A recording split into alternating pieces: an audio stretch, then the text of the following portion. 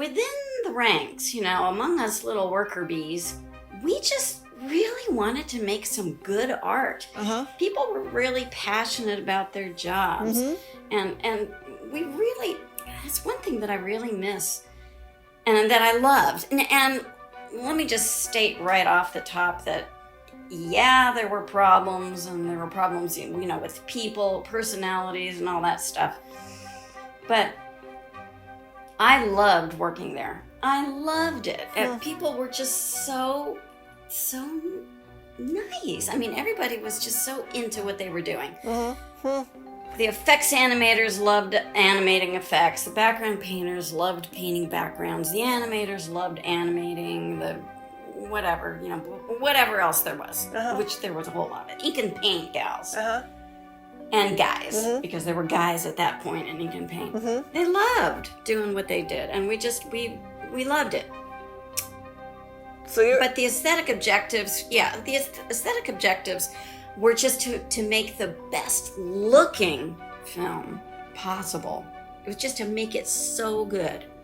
Now, The Little Mermaid, for some reason, ushered in the second golden age of Disney animation. What on earth happened? So did someone turn on the light? I mean, this followed 10 years or so many years of wandering in the wilderness with films like The Black Cauldron, which I admit I haven't seen, but I hear was awful and was typical of the horrible, like the dark ages of Disney animation in between in between whatever, Peter Pan or Cinderella or Snow White after Walt died, everything kind of went off the rails for a while. Why did it go off? Do you know why it went off the rails and how it got back on the rails? Because Walt was the story guy. Okay. He was the one who knew what a good story was, and when he died, then they just didn't know what to do. I mean, they just didn't know what to do. That's amazing. I mean, they just didn't. There wasn't anybody there with really, really good story instincts. Walt was one of a kind. You couldn't replace him easily. How hard is it to just take a fairy tale and tell the beginning, the middle, and the end and do it? How hard is that? It's really hard. Oh. It's really hard. Okay, so how'd they get their mojo back? They did get Eisner and Katzenberg. He brought Katzenberg in, and Frank Wells, and Roy E. Disney, Walt's nephew. So he came back. He had left the company. He came back in, and basically he was the one who really saved feature animation. It was actually on the chopping block. That was a division that was on the chopping block. Michael Eisner had never seen a Disney film before he got to Disney. He didn't know what it was all about. Okay, now... He had never seen a Disney animated film that he can recall. He had never seen one.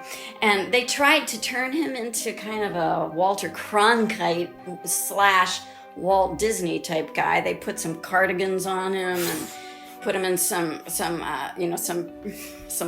spots, some ad spots. Did not work at all. You could tell that he was just like straining to get out of this sweater and into a suit. But he could identify good talent, and he got Katzenberg in there. And Frank Wells was fabulous because he could say no to Michael Eisner, and Eisner would listen to him. They just were a really good combo. Of course, Wells died, unfortunately, in this crazy helicopter crash, and Katzenberg wanted to take his position, and anyway, blah, blah, blah. Katzenberg had good story instincts. When you say good story... go ahead. Well, and he knew, I don't know exactly who brought Alan Menken and Howard Ashman in. I'm not sure how they got in there. They knew one of those guys. One of those guys knew of, either Eisner or Katzenberg or Roy Disney. Somebody knew of those guys and brought them in, how did Ashman and Menken make the movie take off? Were people wandering? It was Howard Ashman. Yeah. Howard Ashman had very, very good story instincts. And he was the one who really did a lot of developing and really analyzed that story and would give suggestions as to, what we needed here, what you should take out over there. He really, really helped that film. How is it that songwriters and bean counters and executives are the guys driving the story and not writers? What didn't someone write a script? Yes, of course there was a script. I have to say, I'm not sure how organized the story department was at that time, because that was my first feature film, and I can tell you how things went a couple of years down the line, but on Mermaid, I don't know. I don't know how involved story was. I mean, I'm sure there was a story department, so obviously they were involved, but I don't know if I don't know how much of it I don't know who wrote it, actually. I don't know who wrote the script. I don't know who did that. But whoever did had a lot of help, had some really great input from Howard Ashman and from Katzenberg. Okay, this is still mysterious to me, because Hollywood had great writers throughout the 50s and 60s and 70s. Why couldn't someone write a great Little Mermaid for Disney Studios? I don't know if animation was even really on the radar at that point, because animation really was practically a dead art. Well, it became a dead art because Walt died or something, as I understand what you're telling me. Well, yeah. I mean, Walt died, and there wasn't anybody anywhere, who could really fill his shoes. There was TV, but that was TV. That wasn't film. And, at that point, it was Hanna-Barbera, and they were doing everything it was all limited animation, and I don't know. But my point is, I don't know if top Hollywood writing talent would be interested in going to animation at that time.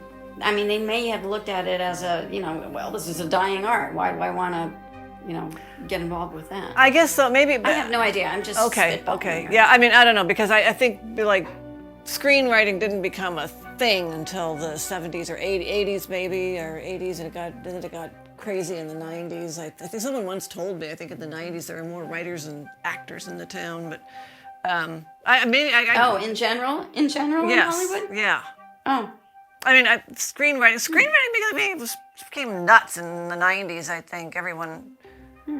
There was no one in America not writing a screenplay in the 90s, as far as I know. Okay, I want to come back to, it was, except for a few people problems, which are inevitable, it was, everyone liked each other. But I'll tell you, someone in that outfit once said to me, you would not believe the backstabbing and the dogs eating dogs to make little kids movies, little kids entertainment. So there was backstabbing.